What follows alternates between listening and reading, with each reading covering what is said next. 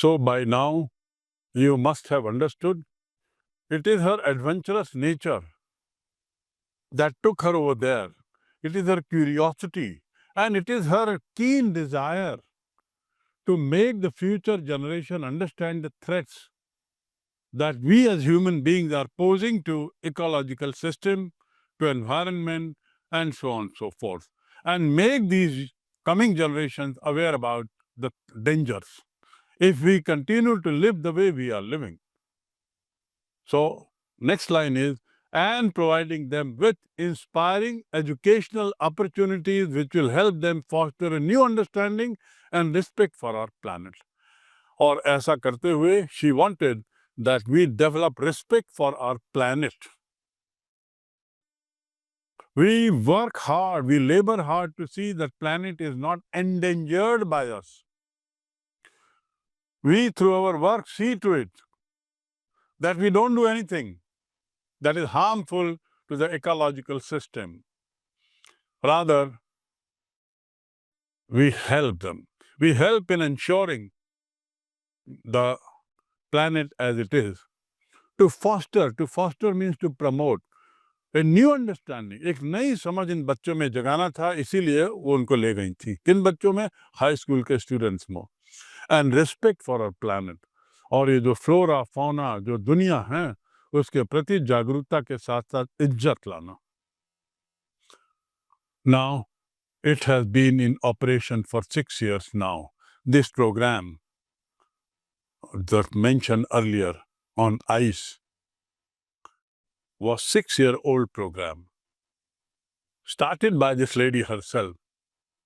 It has been in operation 6 years.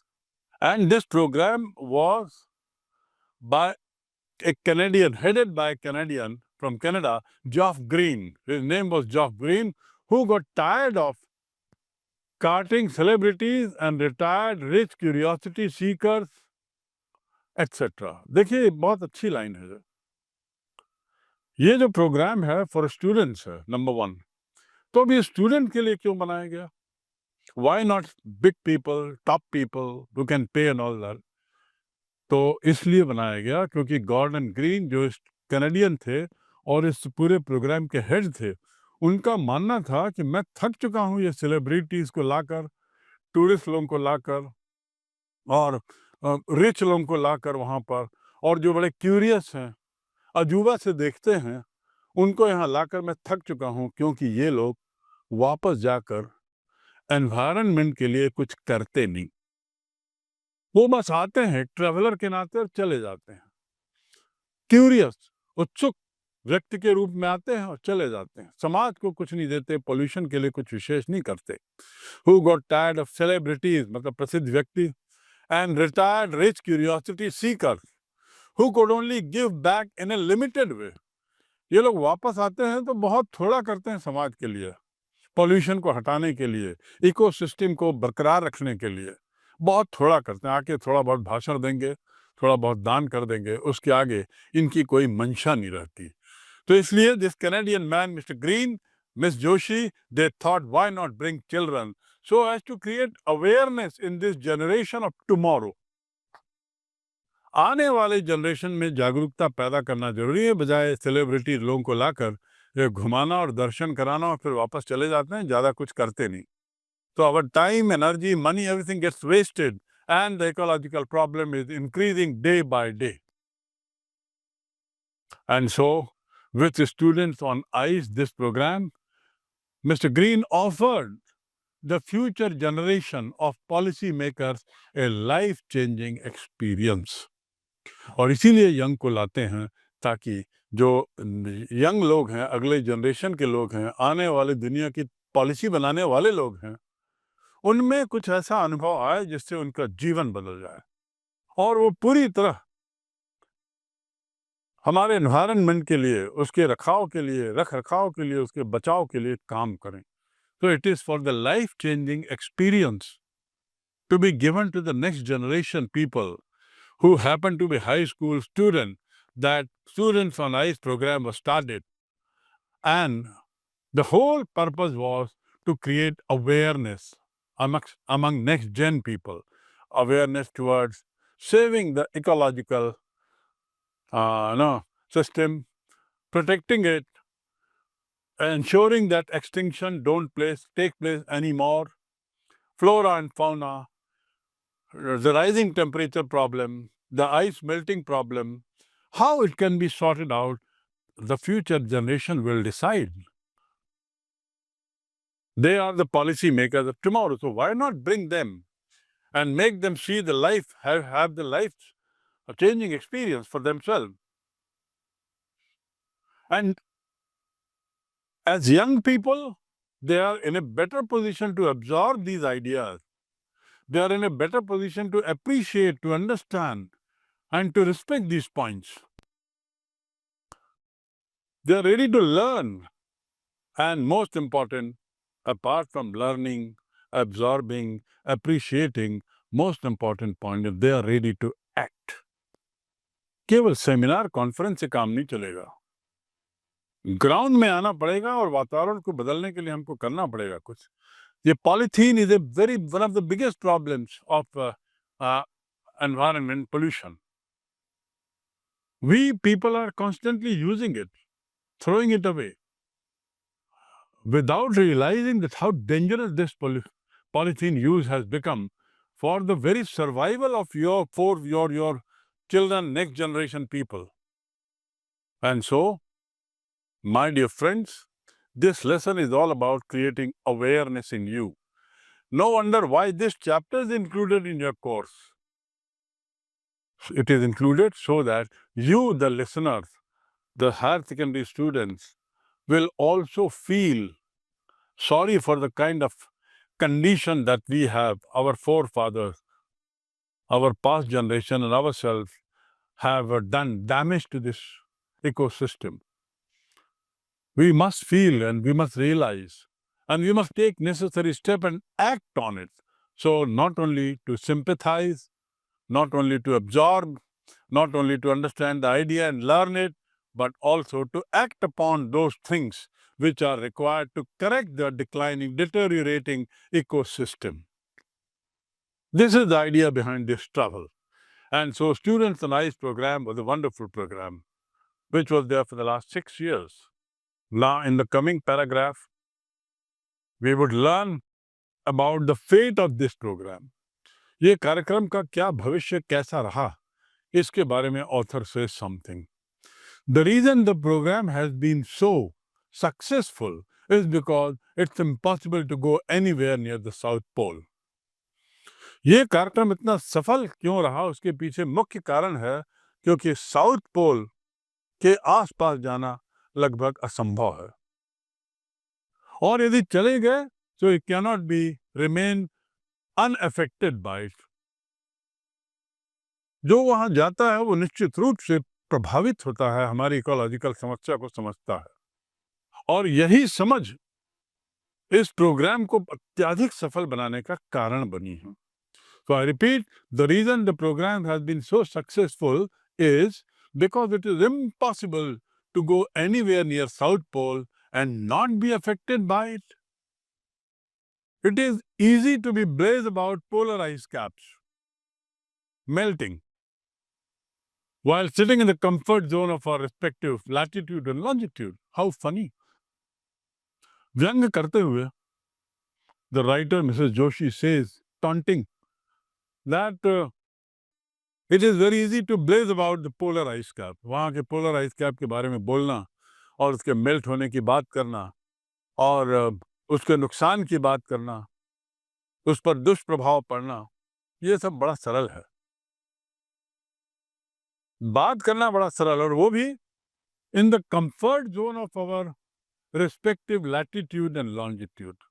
ये respective latitude, longitude क्यों बोला गया? क्योंकि as I told you earlier, latitude, longitude takes us to different eco zones.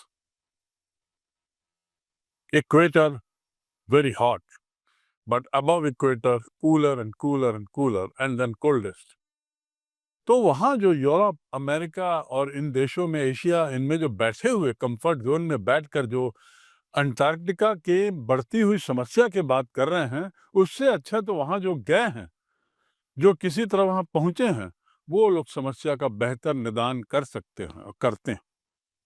It is very easy to condemn, किसी की आलोचना करना बड़ा सरल है, किसी ने काम किया हो तो। But when we act on it, then we realise how difficult the work was. And so the author says that it is easy to blaze about, to criticize the polar ice caps melting while sitting in comfort zone of our respective latitude and longitude. But when you can visibly see glaciers, लेकिन जब आप अपनी आंखों से glaciers को पिघलता हुआ देखोगे, glaciers को दूर हटता हुआ देखोगे, टू रिट्रीट माने पीछे हटना। When you see visibly the glaciers retreating and ice shelves collapsing, आप जब देखोगे कि ग्लेशियर कैसे पीछे हटते जा रहे हैं, कहाँ से हट रहे हैं पीछे? आइस कोर से, जो अंटार्कटिका का जो केंद्र है, उससे वो दूर हट रहे हैं टूट-टूट के, और उसके बाद ही जो आइस के बड़े-बड़े टुकड़े हैं वो गिर रहे हैं। शेल माने खंड। आइस के जो बड़े-बड़े खंड हैं, दे आर कोलैप्सिंग, जब गिर रहे हैं, you begin to realize that the threat of global warming is real. तब लगता है कि जो ग्लोबल वार्मिंग का जो भय है वो सच है। ड्राइंग रूम में बैठकर, एयर कंडीशन कमरों में बैठकर, कंफर्ट जोन में रहकर, ऐसी जगह जहां सब सुविधाएं हों, वहां पे चाय और कॉफी के बीच में बात करना कि वहां की समस्या कैसी है, ये बड़ा सरल है। लेकिन ऐसे में केवल बात ही होती है, कुछ एक्शन नहीं होता।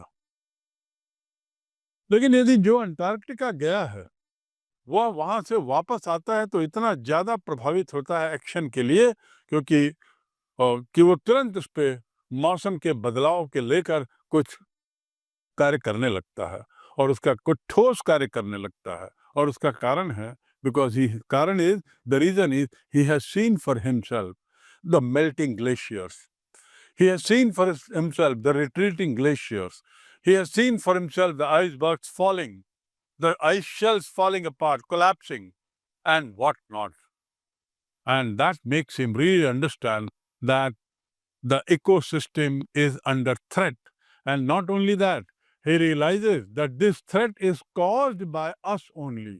We are the creators of this, origin of this, and we are at the origin of this danger to our own living system. Antarctica, because of her simple ecosystem and lack of biodiversity. Simple ecosystem मतलब वहाँ केवल एक ही तरह का मौसम है, simple है, अत्यधिक ठंड बस, अत्यधिक विंडी बस, कोल्डेस्ट, विंडीएस्ट एंड ड्राइएस्ट, ये उसका स्टैंडर्ड वहाँ का मौसम है।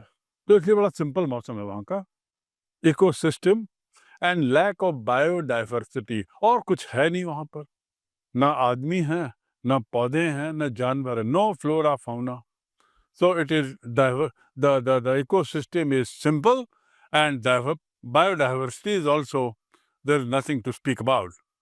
So it becomes the perfect place to study how little changes in environment can have big repercussions. Repercussions मतलब परिणाम, कैसे इसके दूरगामी परिणाम पड़ सकते हैं यदि हम थोड़ा सा बदलाव करें तो।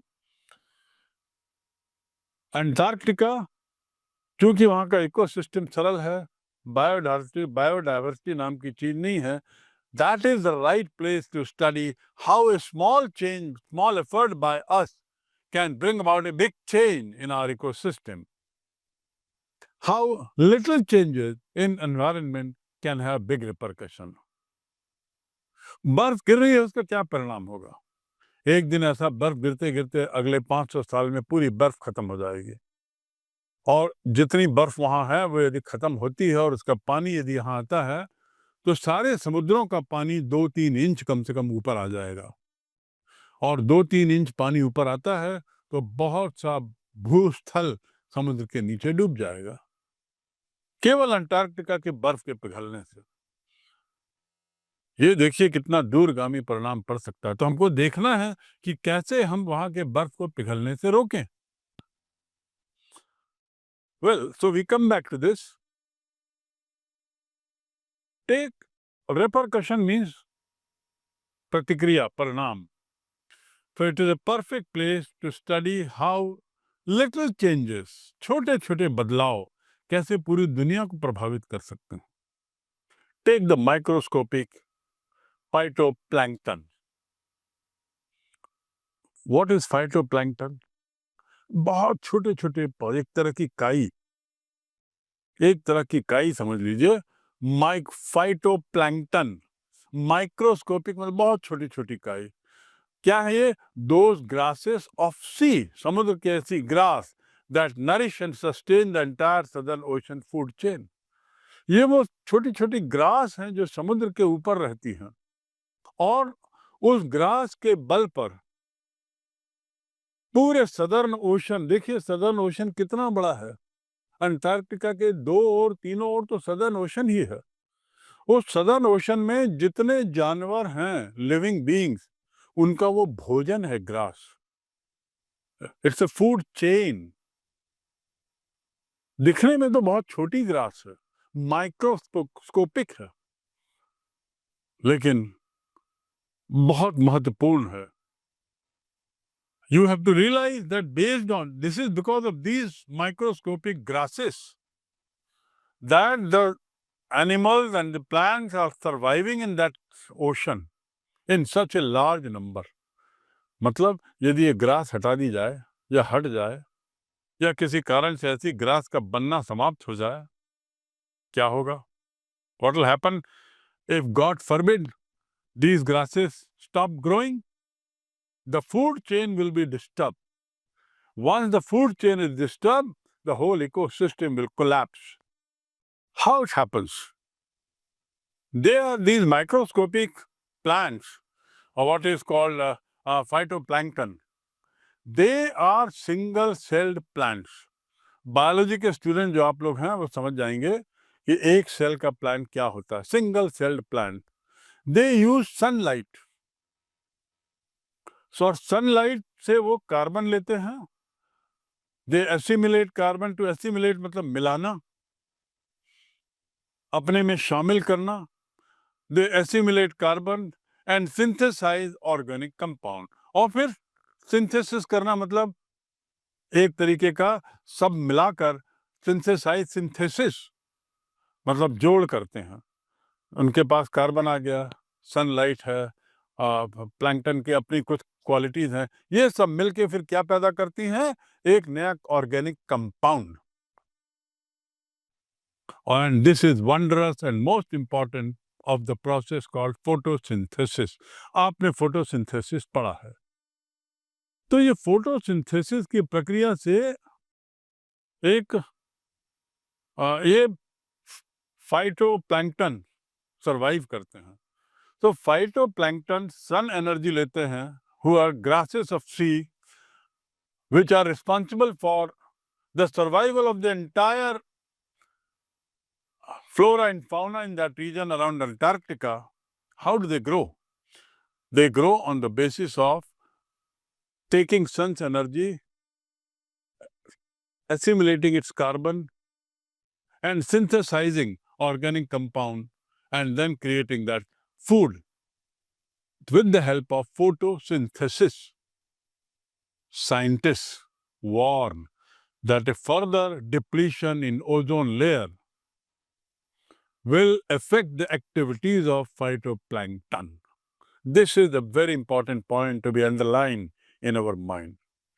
वैज्ञानिकों का कहना है कि ओजोन लेयर, जिसका जिक्र मैंने शुरू में किया है, जो स्पेस को हमसे अलग दूर रखती है, जो सन की पावरफुल रेस को से हमको बचाती है, वो जो लेयर है ओजोन गैस की, वो लेयर धीरे धीरे कम होती जा रही है. और वैज्ञानिकों का कहना है कि यदि ये लेयर और कम हो गई तो ये बहुत खतरा होगा, क्योंकि फाइटोप्लैंक्टन का ग्रो करना बंद हो जाएगा. Phytoplankton might stop growing, and if they don't grow, which are like sea grasses, the whole survival of all flora fauna in that Antarctica region will be in danger. It will disturb the ecosystem, it will disturb the food chain and what not. And this fear is about what? The the ozone layer. Ozone layer depletion मतलब कम होना. Ozone layer depletion in the ozone layer will affect the activities of phytoplankton, which in turn will affect the lives of all marine animals and birds of the region. और परिणाम क्या होगा? Ozone layer का पतला होने का एक मुख्य कारण है बढ़ता हुआ कार्बन डाइऑक्साइड, बढ़ती हुई जहरीली गैसें, गांव, शहर, सीमेंटीकरण और न जाने क्या क्या. जो भी हम वातावरण में कर रहे हैं, वो ओजोन लेयर को दुष्प्रभावित कर रहा है. करोड़ों करोड़ों टन प्लास्टिक रोज होता है. उसको जलाया जाता है या जलाया नहीं भी जाता है, तो जो उससे कार्बन रिलीज होती है, वो ओजोन लेयर को कम कर रहा है. और ऊपर से हम करोड़ों पेड़ रोज काट रहे हैं शहर बनाने के लिए. शहर में सुविधा के लिए हम ओजोन लेयर को कम करने का खतरा ले रहे हैं. और ये ध्यान नहीं दे रहे हैं कि ओजोन लेयर के कम होने से human civilization's survival will be at stake. It will be in danger. And so the author says that if these single-celled plants are disturbed because of the environmental changes, then what will happen? There will be no photosynthesis. With no photosynthesis, scientists are giving the warning that it might lead to depletion of ozone layer, and that will affect phytoplankton, which in turn will affect life of marine, that is पानी के जानवर यानी marine animals like fishes, turtles, tortoise, etc. मगरमच्छ, ये जितने भी पानी के जानवर हैं उन पे बहुत दुष्प्रभाव पड़ेगा, क्योंकि उनको फूड चेन खत्म हो जाएगी. और ऐसी चिड़िया जो उस क्षेत्रों में रहती हैं, पेंगुइन आदि, उनको भी भोजन नहीं मिलेगा. The author further warns that not only depletion of ozone layer will cause problem for the growth of phytoplankton, but it will also affect the global carbon cycle. And both are absolutely necessary. यदि global carbon cycle बदल गई तो क्या होगा? For existence, it's a question of survival. Take care of a small thing and the big things will fall in place. So the author warned कि हम छोटी चीजों का ख्याल करें, फाइटोप्लैंक्टन को बचाने का प्रयास करें, वातावरण अपने आप ठीक होगा. हम वातावरण को बचाने के लिए जो बड़ी बड़ी बातें कर रहे हैं, अपने कंफर्ट जोन में रहकर जो इतने डिबेट वाद विवाद कर रहे हैं, उससे कोई फायदा नहीं होगा. हम प्रयास केवल ये करें कि फोटोसिंथेसिस की प्रक्रिया होती रहे, फाइटोप्लैंक्टन बनते रहें, सी ग्रास बनते रहें, ताकि जो मैरीन एनिमल्स हैं, सी बर्ड्स हैं, उनको फूड मिले. और ये मैरीन एनिमल और सी बर्ड्स मानव के लिए बहुत जरूरी हैं. मछलियां, विश्व की लगभग 1/3 से ज्यादा आबादी तो मछलियों पर जिंदा है. ये यदि मछलियां खत्म हो जाएंगी तो फिर मानव सभ्यता के लिए भोजन लगभग समाप्त प्राय होने लगेगा, और फिर सभी लोग निर्भर हो जाएंगे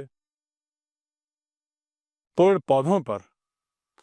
वैसे ही पहले से ही पेड़ पौधों पर बहुत ज्यादा दबाव है, ये दबाव और बढ़ जाएगा. And then sooner than later we will become extinct. This is what is the warning. And so the global cycle, global carbon cycle must not be disturbed. In the parable of phytoplankton, parable मतलब एक तरह की पंक्ति, phytoplankton के बारे को लेकर यदि हम बात करें, जो बहुत छोटा माइक्रोस्कोपिक ग्रास है, तो ऑथर का कहना है there is a great metaphor. What is that metaphor? That metaphor is, for existence, take care of a small thing. अपने अस्तित्व को बनाए रखने के लिए मित्रों, जरूरी है कि हम छोटी छोटी चीजों का ख्याल रखें. बड़ी चीजें अपने आप सध जाएंगी, संभल जाएंगी. वो छोटी चीजें क्या हैं जिसको हम कर सकते हैं? प्लास्टिक ना फेंके, लकड़ियां कम से कम जलाएं, पानी का कम से कम उपयोग करें, पेड़ पौधों को नहीं काटें। ये सब तो हमारे हाथ में, जिसको हम कर सकते हैं। और यदि हम सब लोग मिलकर अपने अपना यही काम कर लेंगे, it will be a big change on the environment. That is why the author is saying this beautiful line, for existence, take care of the small things and the big things will fall in its place. बड़ी चीजें अपनी जगह पे सब आ जाएंगी, चिंता करने की जरूरत नहीं। What are those small things that I just mentioned? I think you can make sure that there is no plastic thrown around. You can make sure that no wooden trees are, no wooden this thing is cutting takes place. You can also try that you won't burn fuel, wooden fuel. You can also try to see that no water wastage, and so on and so forth. If that is done by each of us around himself or herself, that's enough to change the environment, to protect us from the danger of being extinct. So by now, you all have understood why the article is all about, why a lady author, lady journalist undertook the journey all the way to Antarctica. What is the revelation? And why she seems to be so keen to promote the concept of ecologies and saving it from further deterioration, further fall. You have also understood that the objective behind this lecture, this lesson, is to create awareness about the dangers of further fall in our environmental system. 1 degree of rise in the temperature will be enough to melt a huge amount of ice. Melting of huge amount of ice can lead to 1 or 2 centimeter of rise in water level in ocean and seas.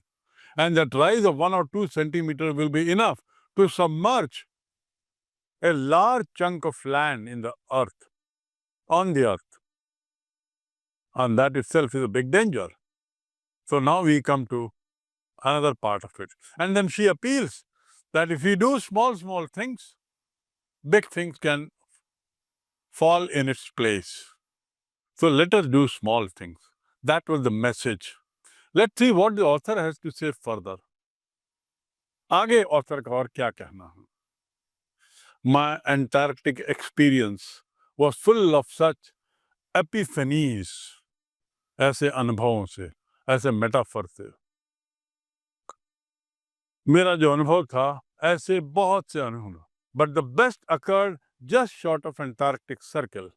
लेकिन सबसे बड़ा अनुभव, सबसे अच्छा अनुभव जो मुझे हुआ, वो अंटार्कटिका सर्किल के पास पहुंचने पर हुआ, जब मैं 65.55 डिग्री साउथ में थी। देखिए नक्शे में 65.55 डिग्री कहाँ पर आता है? अंटार्कटिक सर्किल में, south. The Shokalsky had managed to wedge herself. To wedge मतलब, जो साइंस के विद्यार्थी हैं वो जानते, वो समझे होंगे। वेज मतलब होता है 2 भागों में काटना। 2 भागों में, जैसे लकड़ी होती है, लकड़ी के जब हम कुल्हाड़ी मारते हैं तो वेज इम्पैक्ट होता, अलग होता।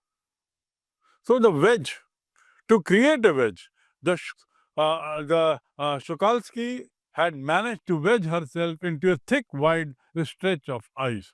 Shokalsky ship जो है, किसी तरह उसने बर्फ को काटा और अपना रास्ता निकाला।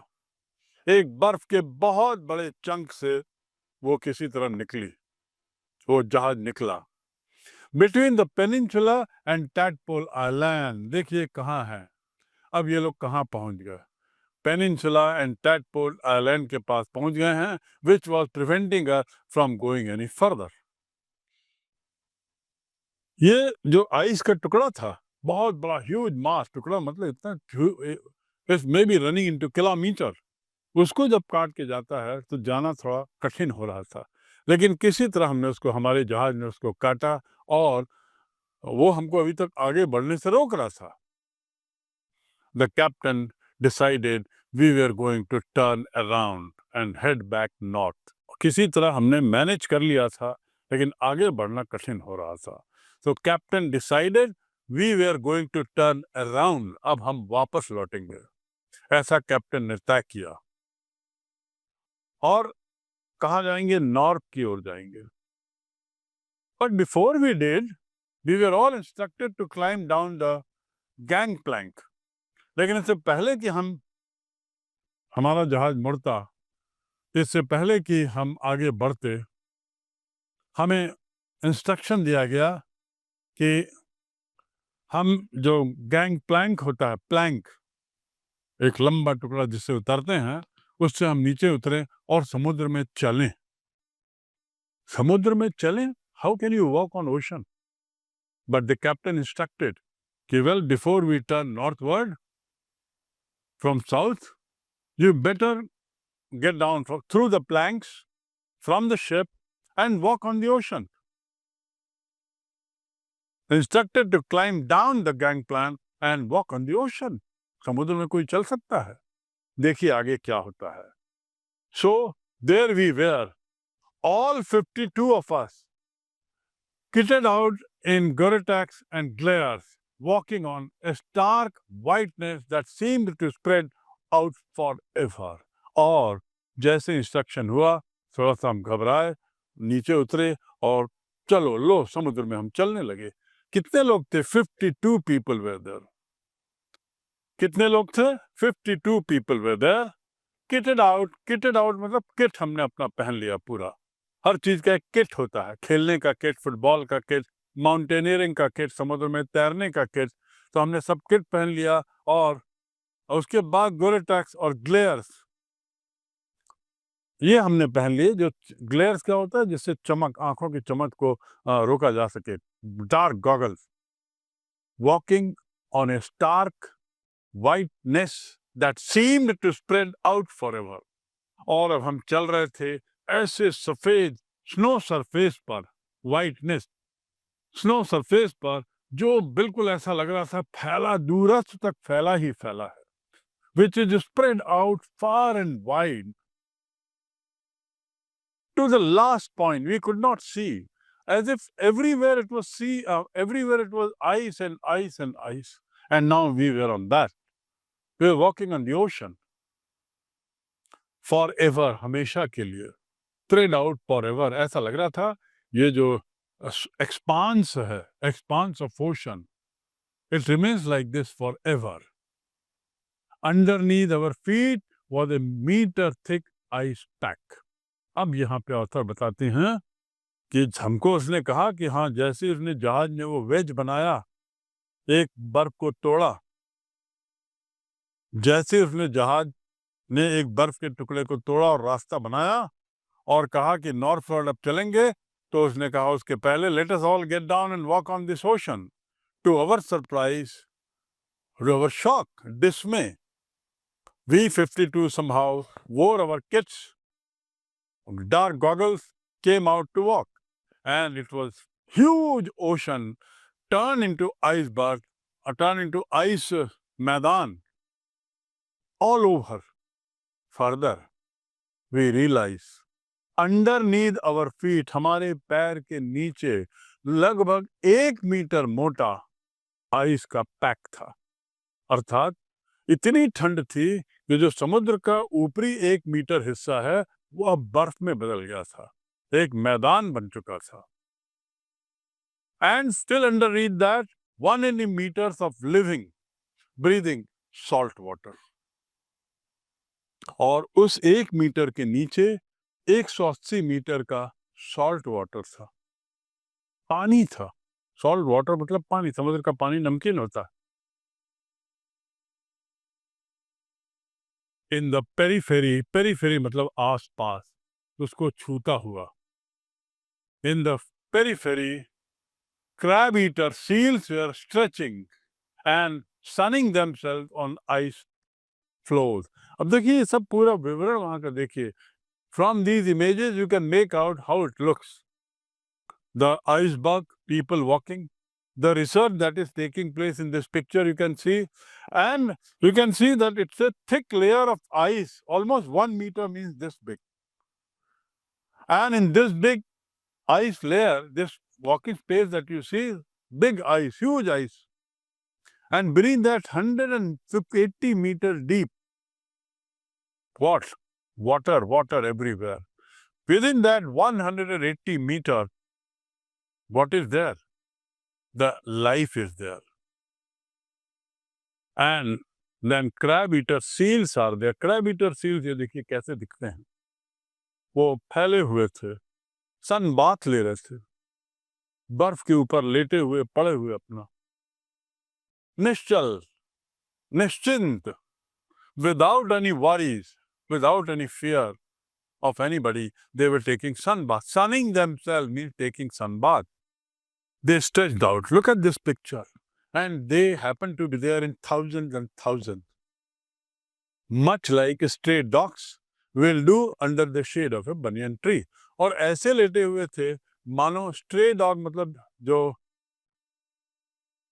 गैर पालतू कुत्ते जो होते हैं वो पेड़ में पीपल के पेड़ के नीचे जैसे पड़े हुए छाया का आनंद लेते हैं, ऐसे ही ये लोग सन का आनंद ले रहे हैं. क्या? क्रैब ईटर्स, भारी संख्या में. This is life there. They were much like stray dogs. Stray dog मतलब गैर पालतू जानवर. Much like the stray dogs that do under the shade of a banyan tree. People के पेड़ के नीचे, बरगद के पेड़ के नीचे जैसे बैठे रहते हैं, आराम करते हुए, सुस्ताते हुए कुत्ते शहरों में, ऐसे ही वहां का दृश्य था जिसमें क्रैब ईटर्स हजारों की संख्या में धूप का आनंद ले रहे थे फैले हुए. It was nothing short of A revelation. Revelation मतलब क्या होता है? रेवलेशन का मतलब होता है कोई छिपी हुई बात का सामने आना. It was nothing short of A revelation. ये रेवलेशन से कम नहीं था. कोई चीज हमें जगा दी ऐसा लगा.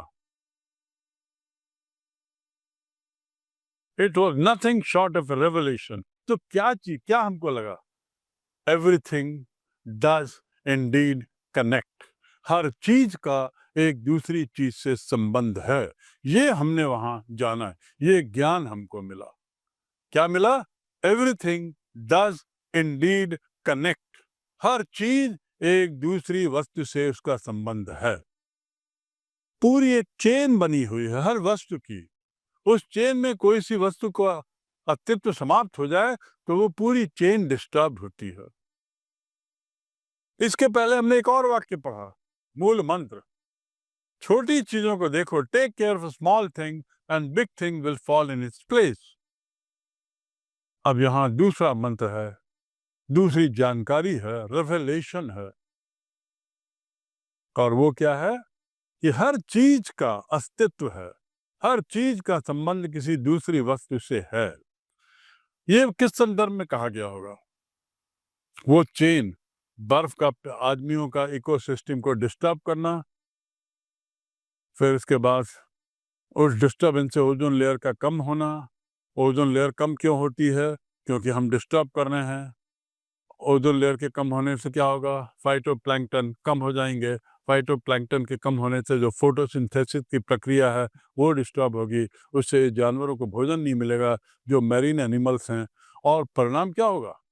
नहीं मिलेगा तो जो इतनी बड़ी बात हो रही है क्रैब ईटर्स की जो हजारों की संख्या में है, वो भोजन कहाँ से पाएंगे? वो खत्म हो जाएंगे.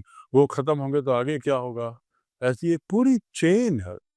और इस चेन के एक, जैसे साइकिल में स्पोक होते हैं ना, स्पोक, एक स्पोक टूटता है तो साइकिल चल नहीं पाती. ऐसे इस चेन में एक को हमने डिस्टर्ब किया तो पूरा वातावरण डिस्टर्ब होता है. सो the author is warning us not to disturb the chain. Now, it was nothing short of a revelation. Everything does indeed connect. 9 time zones, if you remember. She had crossed 9 time zones, 6 checkpoints, 3 bodies of water and many ecospheres later. I was still wondering. मैं अब 9 time zones को वापस आया, 9 time zones को पार किया मैंने, हम लोगों ने 6 चेक पॉइंट को वापस पार किया, 3 बॉडीज ऑफ इकोसिस्टम जिसका मैं जिक्र पूर्व में कर चुका हूँ वो पार किया, and many ecosphere. I was still wondering about the beauty of balance. मैं अभी भी बड़ी हतप्रभ थी, बड़ा आश्चर्य था कि कैसे दुनिया बैलेंस्ड है. यदि जो चीजें जैसी हैं उनको वैसा ही रहने दिया जाए तो सब कुछ बैलेंस्ड है, और इसमें थोड़ी सी छेड़खानी जो हम लोग कर रहे हैं प्रकृति के साथ वो कैसे इस बैलेंस को बिगाड़ रही है. I was still wondering about the beauty of balance in a play on our planet. कैसे मैं बार बार सोच रही थी कि कैसे दुनिया में बैलेंस बना हुआ है हमारे प्लैनेट में, और उसकी सुंदरता को पर मैं बड़ी मुग्ध थी. सुंदरता कैसी, ये कितना बढ़िया, एक सिस्टम, एक चीज दूसरे से जुड़ी हुई, दूसरी तीसरे से, तीसरी चौथी से, हर चीज का एक दूसरे से संबंध है. Everything does indeed connect to something else. How would it be if Antarctica were to become the warm place. और फिर कहती है कैसा होगा यदि कल को अंटार्कटिका एक गर्म स्थान हो जाए. ये वार्निंग है. ये कहने के बाद after saying that I wonder how the world system is. Wonder होना मतलब आश्चर्य नहीं, वंडर होना मतलब बड़ा मुझे लगता है कि कैसे दुनिया चल रही है.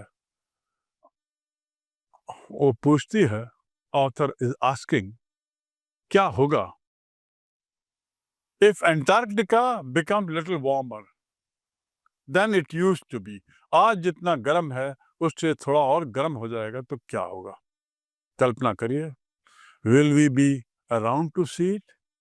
क्या हम लोग जिंदा रहेंगे इसको देखने के लिए. एक बार अंटार्कटिका पिघला तो हम सब का अस्तित्व समाप्त हो जाएगा. So the author is warning us. क्या हम इसे देख पाएंगे यदि पिघला तो.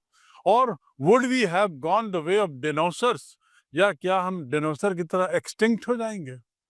डायनासोर हजारों करोड़ों साल पहले वे विशालकाय जानवर थे जो समय के बदलते हुए परिप्रेक्ष्य में अपने को बदल नहीं पाए, या बदलते हुए इकोसिस्टम में अपने को ढाल नहीं पाए और इसलिए समाप्त हो गए. आप डायनासोर की फोटो देखिए, बहुत जगह दिखाई देती है. डायनासोर कैसे घूमते थे और कितने तरह के डायनासोर थे. हजारों तरह के डायनासोर हुआ करते थे, विशालकाय जंतु. अब वो सब गायब हो गए. क्यों? क्योंकि उस समय का वातावरण बदलता गया. समय के साथ साथ उस बदलते वातावरण में डायनासोर नहीं रह पाए, समाप्त हो गए. तो ऑथर इज वार्निंग कि क्या हम अंटार्कटिका को पिघलते हुए देख पाएंगे, पूरा पिघले हुए. ना, हम लोग जिंदा ही नहीं रहेंगे. वो ये भी बोलती कि क्या हम डायनासोर जैसे गायब हो जाएंगे, एक्सटिंक्ट हो जाएंगे. मैमथ एंड वुडली राइनोस, बड़े बड़े जो राइनोसरस होते हैं, वाइनोसर दरियाई घोड़ा, क्या जो गायब हो गए हैं उनके जैसे हम गायब हो जाएंगे. हु इज टू से, कौन क्या बोलेगा. हु इज टू से. But after spending 2 weeks with a bunch of teenagers, लेकिन 2 सप्ताह उन टीनेजर्स के साथ गुजारने के बाद, who still have the idealism to save the world, all I can say is that a lot can happen in a million years, but what a difference a day makes. This is the final message that author gives in one big sentence. After spending 2 weeks with a bunch of teenagers, who still have the idealism to save the world, जिनके पास अभी भी वो जोश है, जो उत्साह है कि दुनिया को बचाना है, ऐसे टीनेजर्स के साथ जो मैंने 2 सप्ताह गुजारे, मैं इतना कह सकती हूँ, all I can say is that a lot can happen in a million year. बहुत कुछ हो सकता है 1 मिलियन ईयर्स में, बहुत कुछ बदल सकता है.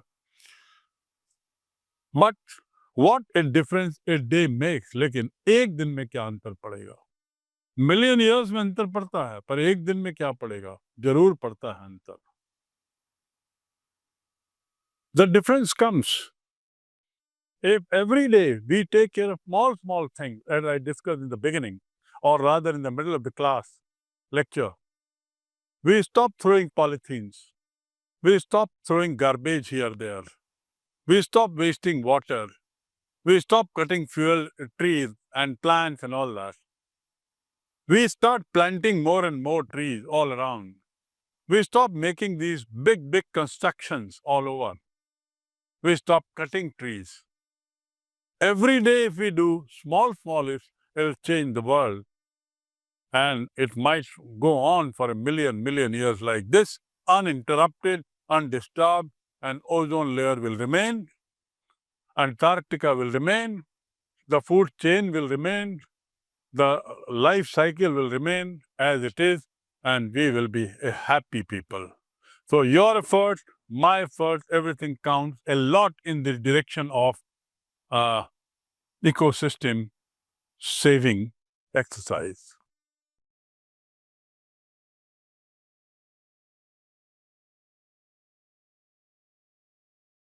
It was nothing short of a revelation. Revelation मतलब क्या होता है? Revelation का मतलब होता है कोई छिपी हुई बात का सामने आना. It was nothing short of a revelation. ये revelation से कम नहीं था. कोई चीज हमें जगा दी ऐसा लगा. It was nothing short of a revelation. तो क्या हमको लगा? Everything does indeed connect. हर चीज का एक दूसरी चीज से संबंध है. ये हमने वहां जाना है. ये ज्ञान हमको मिला. क्या मिला? Everything does indeed connect. हर चीज एक दूसरी वस्तु से उसका संबंध है. पूरी एक चेन बनी हुई है हर वस्तु की. उस चेन में कोई सी वस्तु का अस्तित्व समाप्त हो जाए तो वो पूरी चेन डिस्टर्ब होती है. इसके पहले हमने एक और वाक्य पढ़ा, मूल मंत्र. छोटी चीजों को देखो, take care of small thing and big thing will fall in its place. अब यहां दूसरा मंत्र है, दूसरी जानकारी है, रेवलेशन है. और वो क्या है कि हर चीज का अस्तित्व है, हर चीज का संबंध किसी दूसरी वस्तु से है. ये किस संदर्भ में कहा गया होगा? वो चेन, बर्फ का आदमियों का इकोसिस्टम को डिस्टर्ब करना, फिर इसके बाद उस डिस्टर्बेंस से ओजोन लेयर का कम होना. ओजोन लेयर कम क्यों होती है? क्योंकि हम डिस्टर्ब कर रहे हैं. ओजोन लेयर के कम होने से क्या होगा? फाइटोप्लैंक्टन कम हो जाएंगे. फाइटोप्लैंक्टन के कम होने से जो फोटोसिंथेसिस की प्रक्रिया है वो डिस्टर्ब होगी. उससे जानवरों को भोजन नहीं मिलेगा जो मैरीन एनिमल्स हैं. और परिणाम क्या होगा? नहीं मिलेगा तो जो इतनी बड़ी बात हो रही है क्रैब ईटर्स की, जो हजारों की संख्या में है, वो भोजन कहाँ से पाएंगे? वो खत्म हो जाएंगे. वो खत्म होंगे तो आगे क्या होगा? ऐसी एक पूरी चेन है.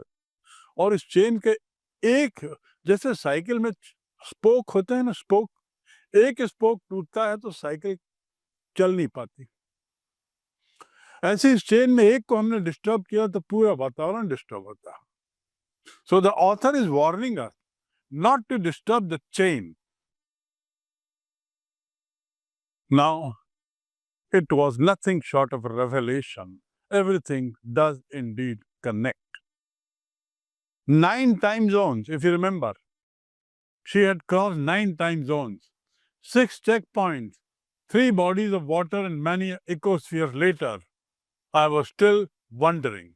मैं अब 9 time zones को वापस आया. 9 टाइम जोन्स को पार किया मैंने, हम लोगों ने 6 चेक पॉइंट को वापस पार किया. 3 बॉडीज ऑफ इकोसिस्टम जिसका मैं जिक्र पूर्व में कर चुका हूं वो पार किया. And many ecosphere. I was still wondering about the beauty of balance. मैं अभी भी बड़ी हतप्रत थी, बड़ा आश्चर्य था कि कैसे दुनिया बैलेंस्ड है. यदि जो चीजें जैसी हैं उनको वैसा ही रहने दिया जाए तो सब कुछ बैलेंस है. और इसमें थोड़ी सी छेड़खानी जो हम लोग कर रहे हैं प्रकृति के साथ, वो कैसे इस बैलेंस को बिगाड़ रही है. I was still wondering about the beauty of balance in a play on our planet. कैसे, मैं बार बार सोच रही थी कि कैसे दुनिया में बैलेंस बना हुआ है हमारे प्लैनेट में, और उसकी सुंदरता को पर मैं बड़ी मुग्ध थी। सुंदरता कैसी, ये कितना बढ़िया, एक सिस्टम, एक चीज दूसरे से जुड़ी हुई, दूसरी तीसरे से, तीसरी चौथी से, हर चीज का एक दूसरे से संबंध है। Everything does indeed connect to something else. How would it be if Antarctica were to become the warm place. और फिर कहती है कैसा होगा यदि कल को अंटार्कटिका एक गर्म स्थान हो जाए। ये वार्निंग है। ये कहने के बाद after saying that I wonder how the world system is, wonder होना मतलब आश्चर्य नहीं, वंडर होना मतलब बड़ा मुझे लगता है कि कैसे दुनिया चल रही है। वो पूछती है, ऑथर इज आस्किंग, क्या होगा if Antarctica become little warmer than it used to be. आज जितना गर्म है उससे थोड़ा और गर्म हो जाएगा तो क्या होगा। कल्पना करिए, will we be around to see it. क्या हम लोग जिंदा रहेंगे इसको देखने के लिए। एक बार अंटार्कटिका पिघला तो हम सब का अस्तित्व समाप्त हो जाएगा। So the author is warning us, क्या हम इसे देख पाएंगे यदि पिघला तो।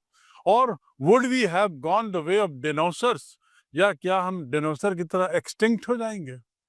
डायनासोर हजारों करोड़ों साल पहले वे विशालकाय जानवर थे जो समय के बदलते हुए परिप्रेक्ष्य में अपने को बदल नहीं पाए, या बदलते हुए इकोसिस्टम में अपने को ढाल नहीं पाए और इसलिए समाप्त हो गए। आप डायनासोर की फोटो देखिए, बहुत जगह दिखाई देती है डायनासोर कैसे घूमते थे और कितने तरह के डायनासोर थे। हजारों तरह के डायनासोर हुआ करते थे, विशालकाय जंतु। अब वो सब गायब हो गए। क्यों? क्योंकि उस समय का वातावरण बदलता गया समय के साथ साथ। उस बदलते वातावरण में डायनासोर नहीं रह पाए, समाप्त हो गए। तो ऑथर इज वार्निंग कि क्या हम अंटार्कटिका को पिघलते हुए देख पाएंगे, पूरा पिघले हुए। ना, हम लोग जिंदा ही नहीं रहेंगे। वो ये भी बोलती कि क्या हम डायनासोर जैसे गायब हो जाएंगे, एक्सटिंक्ट हो जाएंगे। मैमथ एंड वुडली राइनोस, बड़े बड़े जो राइनोसरस होते हैं, वानरसर दरियाई घोड़ा, क्या जो गायब हो गए हैं उनके जैसे हम गायब हो जाएंगे। हु इज टू से, कौन क्या बोलेगा। हु इज टू से। But after spending 2 weeks with a bunch of teenagers, लेकिन 2 सप्ताह उन टीनेजर्स के साथ गुजारने के बाद, who still have the idealism to save the world, all I can say is that a lot can happen in a million years, but what a difference a day makes. This is the final message that author gives in one big sentence. After spending 2 weeks with a bunch of teenagers, who still have the idealism to save the world, जिनके पास अभी भी वो जोश है, जो उत्साह है कि दुनिया को बचाना है, ऐसे टीनेजर्स के साथ जो मैंने 2 सप्ताह गुजारे, मैं इतना कह सकती हूँ, all I can say is that a lot can happen in a million year. बहुत कुछ हो सकता है 1 मिलियन ईयर्स में, बहुत कुछ बदल सकता है। But what A difference a day makes, लेकिन एक दिन में क्या अंतर पड़ेगा। मिलियन ईयर्स में अंतर पड़ता है, पर एक दिन में क्या पड़ेगा, जरूर पड़ता है अंतर।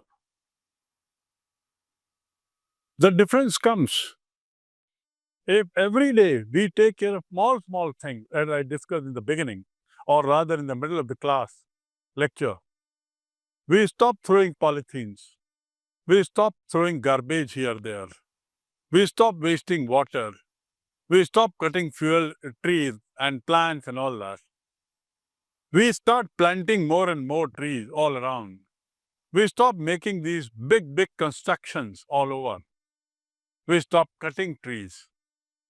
Every day if we do small, it'll change the world.